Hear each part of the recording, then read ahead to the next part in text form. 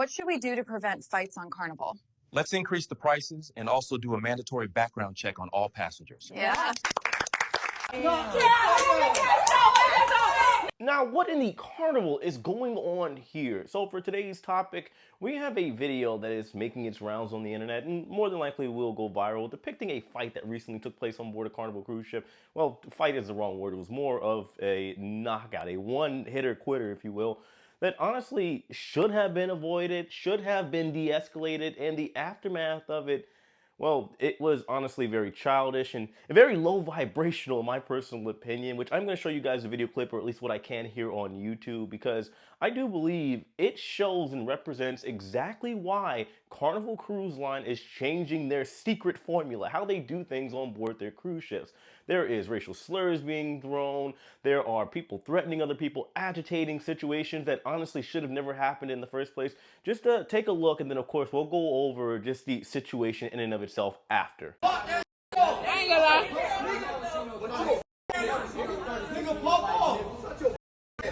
Nigga, pop off! White hole. You just said it. Give me a light for my salon. Give me a light for my salon. You broke ass nigga. Eat your money right. Oh, she gonna slap a hoe. Y'all. Why you check my shoes when you do something? Oh, nigga. White hole. Where the fuck you from? That's what the fuck it sound like, nigga. You from North Carolina, nigga. Putting on for some white hoes. That's where the fuck I'm from, nigga.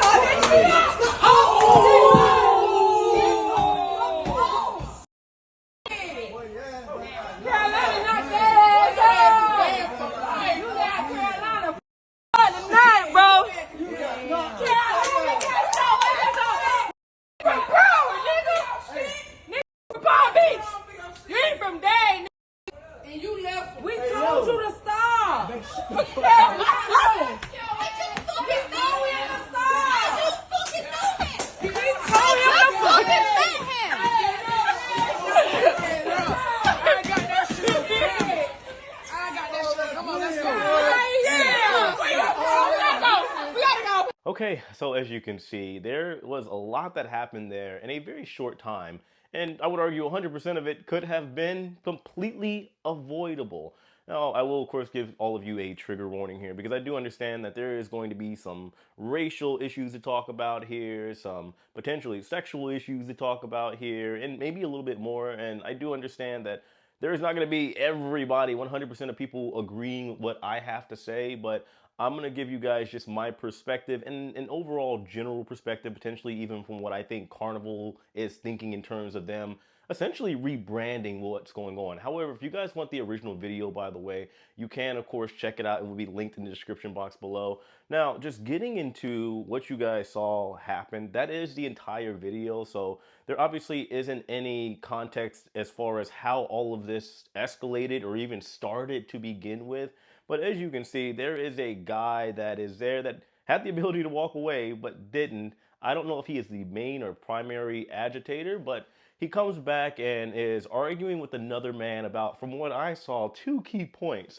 Where he's from, I guess there's a problem because the guy is from North Carolina, and from what we heard in the video, the guy that eventually and inevitably would end up getting knocked out is from Dade County, so I'm assuming like a Miami area. I'm not exactly sure what ship they're on. It looks like an older seasoned Carnival cruise ship, because you can see it is kind of tacky, but I also like that style on board that ship. But nevertheless, you have this situation where this guy is asking where he's from. He says he's from North Carolina. He then proceeds to say, oh, that's why you're with these white girls. I think it's funny how people always want to talk about racism. It seems like in the United States, at least, that it is exclusive only to black people. Only black or potentially darker people can be racially profiled and have people be racist toward them. I'm not saying specifically this guy is being quote unquote racist, but you can see the undertone here, right? Usually people will label it as, well, the black people can't be racist, we're just prejudiced. Like there's a complete difference between the two. From a technical level, sure. But the way this guy is acting about it, I will just say this. As somebody that does dabble with all shapes and sizes, how I grew up in Florida, Stephaner, Florida to be exact, where Yeah, there's a blend of everything. When I hear people that are here in 2025 still trying to judge other people in their other life about who they decide to date and lay in bed with is absolutely mind-boggling to me. I am somebody that honestly likes everything. I am well seasoned, I am well traveled. I don't care if you are white, black, Asian, Latina, especially Latina. If I go over to Spain or if I go to South America, it is an absolute wrap. But the reality still stands. This guy here in this video is making it a big deal that this guy is with white girls, and it makes sense to him because he is from North Carolina. Last thing I will say about the white girl thing, because this is something that I hear about myself a lot from other people. I believe everybody should just simply go where they're celebrated. I'm not somebody, even if I am like a little bit of a natural flirt, go out to create something out of thin air. I'm not actively looking for a black girl or whatever. Whatever comes my way, honestly, that is showing interest and I show interest, I find them attractive back, that's just how it's gonna go. Now, the second point that I wanna bring up here is the girls are also just as bad. Everybody in this video, in my personal opinion, are not great people in that point in time. I'm not saying they could be amazing people, but in that moment, nobody in that video handled anything well, rather.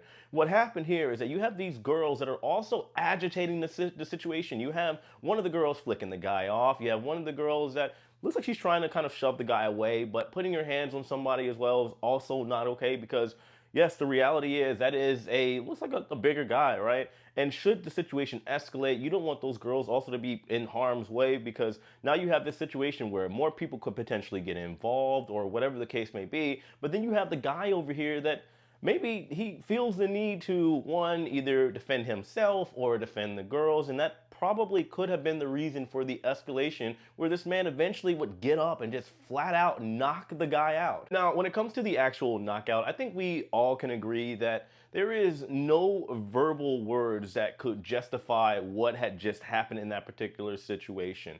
Not at all. However, something that I have said over the years is, one, of course, we don't justify fights, but for me, as somebody that also travels a lot, and I've seen and even been in potential situations where things could have very easily escalated to a fight, you have to understand how the world works. And by that, I mean understand that there are people out there that, to them, there are certain words you can say to them that they may see as so disrespectful that they are willing to fight for it right out of the gate. And well, I'm not saying it's right, but it does happen, and I would argue happens quite often. You call somebody, let's say, the N-word, or you call a girl a Karen, or anything like that. It could be that very word that absolutely sets them off, and of course incites them to potentially get physical. Again, it's not right, but you have to understand that there are some very unhinged, fragile people out there that will strike at the first sign of disrespect, potentially that is. Another obvious issue here is that you have all of these people standing around, even after the dude got knocked out, are sitting there laughing and joking and still filming. I understand that there was a situation that is probably a little polarizing to some people and they don't really know what to do in that moment, but even if that guy was, let's say, in the wrong, because again, we don't have the full context of what exactly happened, he could have hit his head on the way down. He could potentially be in need of some type of medical care. The guy is literally knocked out. It's absolutely insane to me that people are still sitting around there acting like everything is fine. The people that are recording are in the wrong. The people that are laughing are in the wrong. The people that are, of course, sitting there and making jokes are in the wrong. And definitely the guy that punched him is also in the wrong. This situation right here was, in my opinion, the perfect example of a ghetto moment. And I'm not saying this because there were black people involved. Look at these girls as well. They are being ghetto too. Look at them not trying to de-escalate the situation. They're still yelling and cursing and laughing and giving people the finger and all that jazz too. It shouldn't be that way on cruise ships. The fact that you have two grown men talking and arguing before the fight about where they're from, somebody from Dade County, somebody from North Carolina, on a cruise ship that's going, I would assume, potentially to the Caribbean or someplace in that area, but it's just absolutely wild to me. It's situations like this why so many people are in full agreement with what Carnival Cruise Line is doing as far as their changes. It is not a race thing. It's a ghetto people thing, and honestly, people are tired of it. Don't get me wrong. Back when I was in middle school, high school, was I one of those people that ran over to a scuffle when it started? Absolutely. Do I mind seeing one every now and then? Do I go out of my way to see it? No, but would I watch a fight from a distance if I saw something was going on?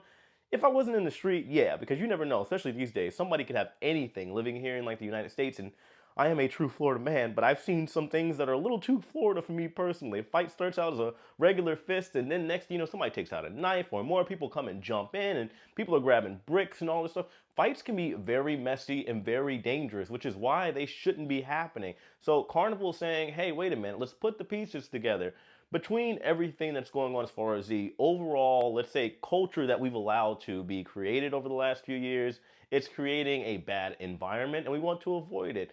And yeah, people can, of course, be, let's say, not pleased with the music changes and they're going to theme nights and all that. But personally, I don't really have a problem with it. I guess I'll see when I go on a Carnival cruise ship. I don't mind rap at all. But they also have your Caribbean music. They got soca. I don't mind some EDM or anything like that, really. Everything is up for country. I don't mind it, but I don't go out of my way. Let's just say it's not one of my favorites. But everything that they're doing is to ensure that situations like this do not continue to happen. Anyway, that's what I have for today's video. Let me know your thoughts in the comment section below. Hit that like button on your way out. Subscribe if you haven't already. And know as usual, I love and appreciate every single one of you. I'll see you later. Take it easy.